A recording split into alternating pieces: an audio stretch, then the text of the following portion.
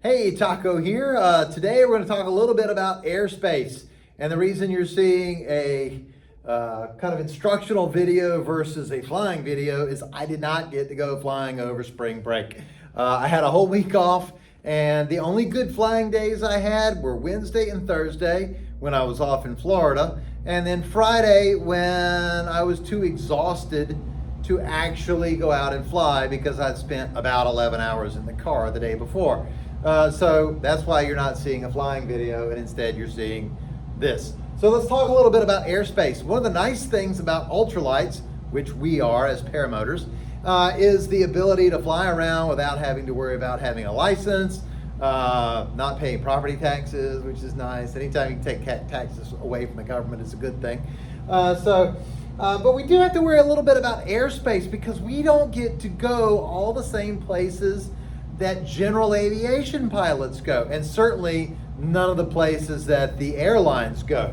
So if you're looking at a map like this and you're totally confused, hey, it's completely understandable. The best way to learn about airspace is, number one, ask your paramotor instructor. Number two, though, if you pick up any book on drone operations, they have a lot of airspace stuff in drone operation books because drones operate in airspace just like everybody else. And so it's a good way to learn about it. And also check the Powered Paraglider or Paramotor Bible.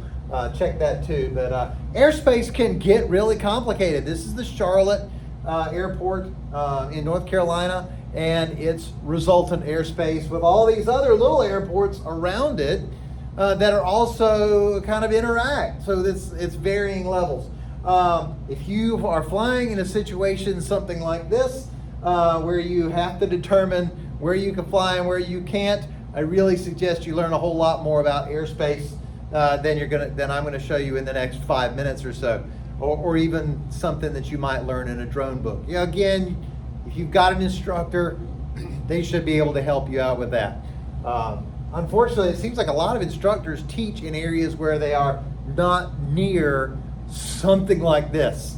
So it may be something that stays confusing. Thankfully, my airspace is a lot easier to deal with. So this is actually the area I'm flying out of most of the time. So what is all this mess? Okay, so in general,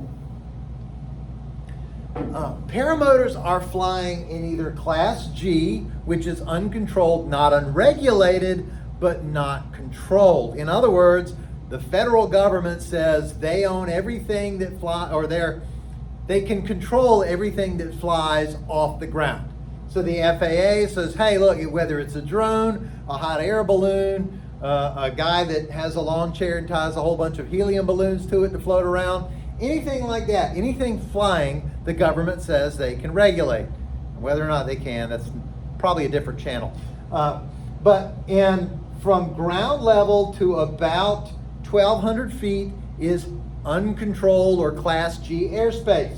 So that's where a lot of paramotor pilots like to fly around. I like to get higher, but a lot of paramotor pilots like to fly in this Class G uncontrolled airspace.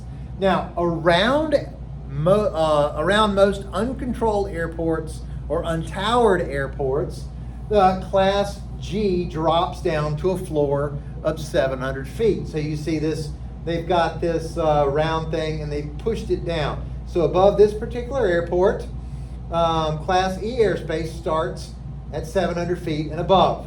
Over this one, which might be, say, a private airstrip, like the last one I flew out of, above this airstrip or airport, it's still at 1,200. And you can see a perfectly good example of how they denote this on the chart. And these charts are from SkyVector. That's where I copied them from. Going back to this, okay, ground level to 1,200 feet, Class G, uncontrolled airspace. Anybody can use it, right?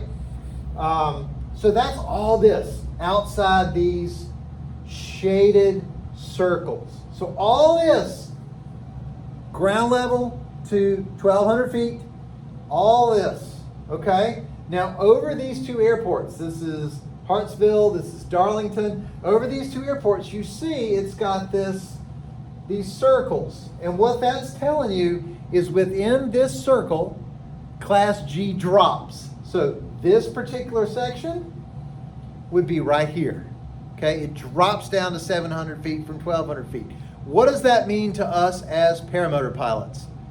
Absolutely nothing, unless you are flying after sunset with strobes. You have to be in Class G airspace if you are flying 30 minutes before sunrise or 30 minutes after sunset with strobes. So you would have to be in this green section, which means for me, for example, last time I flew after sunset, when I approached the airport, I've got to drop down within the 700 feet above ground level, which I'm probably going to do anyway if I am getting ready to land. Okay, so I have to be below that 700 foot level. Otherwise, we fly in either Class G or Class E airspace. Class G, of course, goes up to 1,200 feet unless you're over an airport.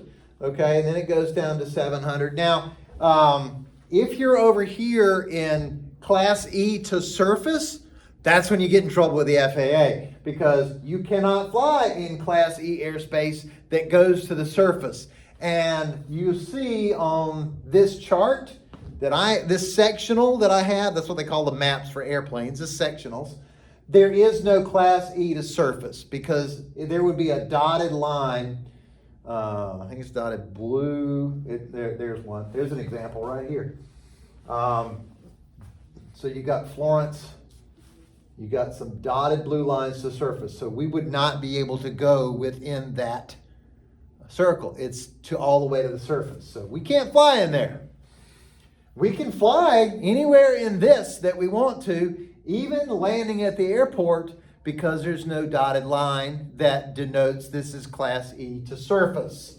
So we can fly even inside this magenta ring. That's fine, okay, because we're in Class E. So people ask on YouTube videos, well, how high can you go? Well, in a paramotor, we are limited by our equipment and by our oxygen. So we're probably not going to fly as high most of the time that we legally can. I've seen it done. Tucker's done it. I've seen Honeycutt do it. I've seen Chucky Wright do it. Chucky's got a great video where he goes to like 17.5. So we can go all the way up to, right, like 17,999, right? So all the way up to 18,000 feet or just below it, like by an inch. Most paramotor pilots aren't going to do that. It's hard on the equipment. It's hard on your body unless you have oxygen. There's a whole lot of risks involved. Hypoxia for one, where you're breathing, but you're not getting enough oxygen, so you start to kind of black out. You start to get giddy and stuff like that. So most of us are not going to fly all the way up to here where we legally can. It's hard for y'all to see on the YouTube, but this is the 10,000 foot mean sea level sport pilot limit. Again, we're weird with ultralights. We can fly higher with no license than these sport pilot people can with a license. Okay, so that's kind of strange that we're allowed to do that. So most of us are going to spend our time either down here in G, 1,200 feet above the ground, or even, 2,000-3,000 feet. But then, if you wanted to, you can go all the way up to almost 18,000 feet. Again, it's dangerous, so you might have to worry. But that is airspace in general. So Class G, Class E, and then all the way up here. Now see, this red is Class A. So we have to stay out of that. We're not allowed in Class A. And that's from 18,000 to 60,000 feet. Anything above 60,000 feet, well, then you're talking to NASA. Okay, you're shooting rockets, right? Nobody in a home-built airplane is going to 60,000 feet. So you're talking to NASA at that point. But otherwise, for most of us in rural areas, this is what we're going to have to worry about. Whether or not we are in Class G to 1,200 feet, uncontrolled airspace to 1,200 feet, or uncontrolled airspace to 700 feet. This one didn't need its own. It doesn't count. But Everything else you see on here has some meaning to pilots. And I'm going to talk about that in a future YouTube video, a little bit more about what some of this stuff means. Remember, when we're talking ultralights, one of the requirements or one of the parts of the Part 103 regulations is we must be able to navigate by visual reference to the ground. In other words, if you're using solely your GPS watch or your phone app like Gaggle to navigate and you don't know where you are, let's say you drop your phone and your phone cuts off and you don't know where you are and you can't get back to the airport because you have no clue where you are, well, you just violated the ultralight regulations. We have to be able to navigate by what we see on the ground. And one way to do that is to study these sectionals and learn where stuff is. Okay, so you can navigate by visual reference to the ground. And that's a little bit what I'm going to talk about in my next sectional video. So hopefully I'll get to fly maybe tomorrow after work. The winds are looking a little bit iffy right now, and my home field is closed for reconstruction. Anyway, so pay attention to your airspace. Make sure you don't violate anybody else's airspace and get a ticket or a fine, $10,000 fine for violating some airspace. And then, of course, if you violate the wrong airspace, you might get hit by a Cessna or a 747. And remember, whatever you're doing, however you're flying, be safe, because you don't want to break rule 1. Don't go splat.